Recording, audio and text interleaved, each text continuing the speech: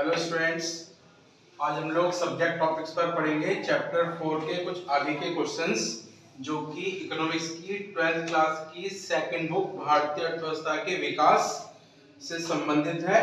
और चैप्टर 4 का नाम है आपके 1991 की नई आर्थिक नीति। लास्ट क्लास में हम लोगों ने क्वेश्चन 5 तक पढ़े थे और आज हम दो नए क्वेश्चंस पढ़ने वाले हैं, question number 6 and question number 2। तो स्टार्ट करते हैं वीडियो। क्वेश्चन नंबर 6 है हमारा कि उदारीकरण के अंतर्गत कौन कौन से विदेशी विनिमय सुधार किए गए। इसका यह अर्थ हुआ कि उदारीकरण के अंतर्गत जो विदेशी विनिमय सुधार थे वो किस प्रकार के थे। तो इसका आंसर होगा कि उदारीकरण के अंतर्गत भारतीय मुद्रा का अब अवमूल्यन किया गया, जिसका अर्थ भारतीय रुपये का विदेशी मुद्राओं की तुलना में अवमूल्यन करना अर्थात मूल्य का घटाना था, जिससे एक अमेरिकी डॉलर या इंग्लैंड के एक पाउंड से भारत के बाजारों से पहले से अधिक वस्तुएं खरीदी जा सकती हैं, जिससे निर्यातों में वृद्धि हो। सन 1991 में अवमूल्यन के पश्चात भारत ने अंतर्राष्ट्रीय बाजार में तरलशील विनिमय दर को अपनाया। अंतर्राष्ट्रीय मुद्रा बाजार में भारतीय रुपये के विनिमय मूल्य के निर्धारण को बाजार की शक्तियों पर छोड़ दिया गया।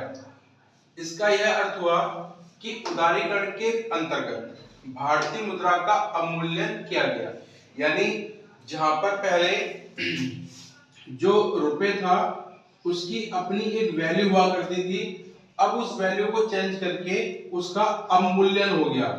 अवमूल्यन का मतलब होता है कि अपने देश की मुद्रा के मूल्य में कमी लाना, इसे कहते हैं अवमूल्यन। जैसे पहले एक रुपए बराबर है एक डॉलर, मान लिया ये आगे चल करके कर दिया गया एक रुपए बराबर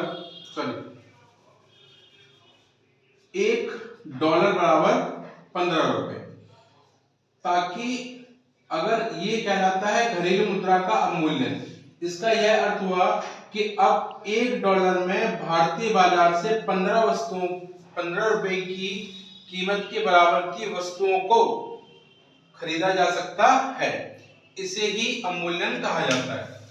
तो उदारीकरण के अंतर्गत भारतीय मुद्रा बाजार का अवमूल्यन किया गया, जिसका अर्थ भारतीय रुपये का विदेशी मुद्राओं की तुलना में अवमूल्यन करना अर्थात मूल्य का घटाना था। यानी घरेलू मुद्रा का अवमूल्यन ही, घरेलू मुद्रा के मूल्य को घटाना ही अवमूल्यन कहते हैं। इससे क्या हुआ, इससे एक अमेरिकी डॉलर या इंग्लैंड के एक पाउंड से, क्योंकि वहां पे अमेरिका में डॉलर चलता है, इंग्लैंड में पाउंड चलता है, तो उससे भारत के बाजारों से पहले से अधिक वस्तुएं खरीदी जा सकती थी उतने ही रुपए में, जिससे निर्यात में वृद्धि हुई। सन 1991 में अवमूल्यन के पश्चात भारत ने अंतर्राष्ट्रीय बाजार में तरलशील विनिमय दर को अपनाया। तरलशील विनिमय दर का मतलब होता है कि जैसे जैसे समय आगे बढ़ेगा, उत्पादन बढ़ेगा, वैसे वैसे रुपये का मूल्य परिवर्तित होता जाएगा विदेशी मुद्राओं के बदले में।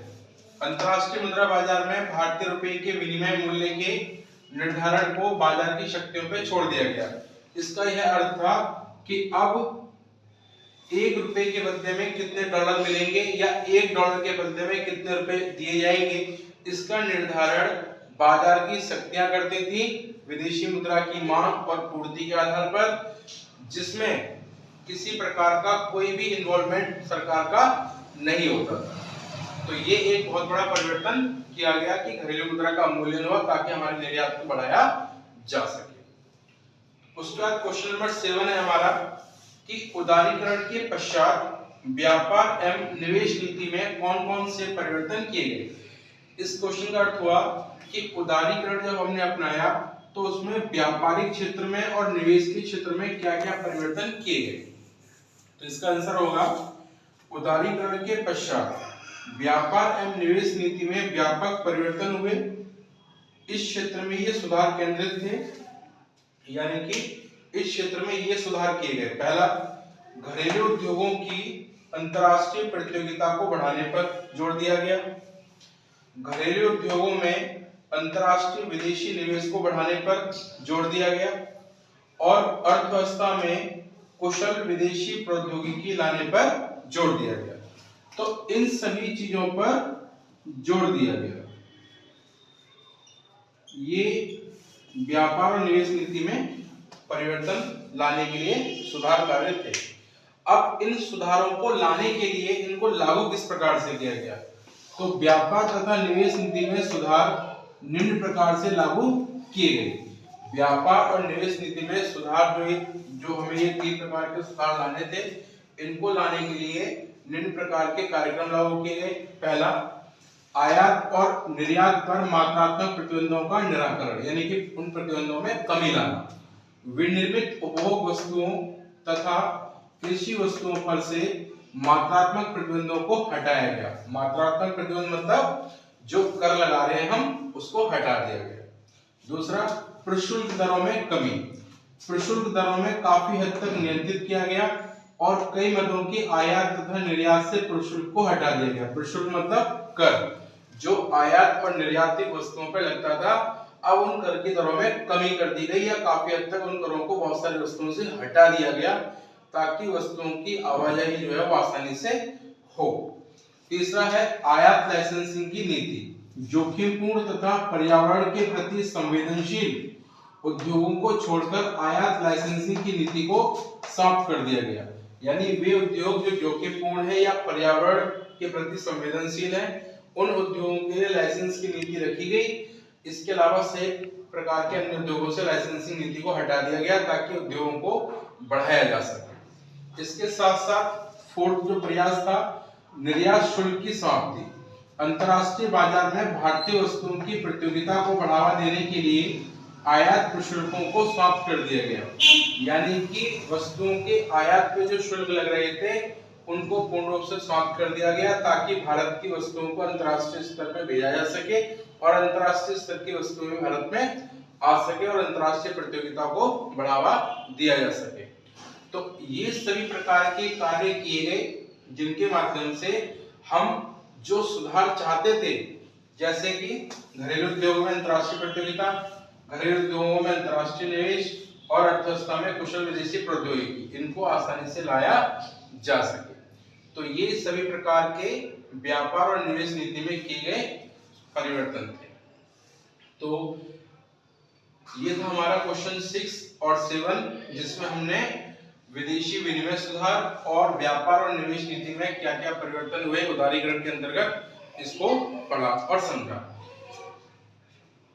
उदारीकरण के अंदर टोटल आपसे 5 पॉइंट में परिवर्तन करने के लिए बताया गया, जिसमें हमने बारी बारी से इन 5 क्षेत्रों में क्या क्या परिवर्तन हुए उनका स्टडी किया और इसके क्या पॉसिबल क्वेश्चंस बन सकते थे वो मैंने आप लोगों के सामने प्रेजेंट किया और उसके आंसर भी प्रेजेंट किए। इसके बाद सेकंड जो टॉपिक हमारा आएगा वो आएगा निजीकरण। तो नेक्स्ट वीडियो में हम लोग निजीकरण क्या है और इसकी क्यों आवश्यकता हुई, इस विषय पर प्रश्न और उसका आंसर पढ़ेंगे। और अभी आप लोग इस 2 क्वेश्चंस का लगातार अभ्यास करें और इसको सुनने के बाद अच्छे से इसको आप एक बार लिख करके देखें ताकि आप इसको कितना समझ पाए हो ये आपको पता चले। और आप लोग लगातार इन वीडियोस को देखते रहें ताकि मैं आप लोगों को आसानी से इस सब्जेक्ट की पूर्ण रूप से तैयारी करा सकूं और आप 100% मार्क्स इस विषय के अंदर लेके आ सकें। यही मेरी शुभकामनाएं आप लोगों के साथ है। आप लगातार अभ्यास करते रहें और मैं आप लोगों को लगातार अच्छे मार्क्स दिलाने का प्रयास करूंगा। और मिलते हैं हम लोग नेक्स्ट वीडियो में। तब तक आप लोग लगातार इस वीडियोस को वॉच करें और अन्य फ्रेंड्स को इसको सेंड करें ताकि वो लोग भी इसका लाभ ले सकें। Thank you guys.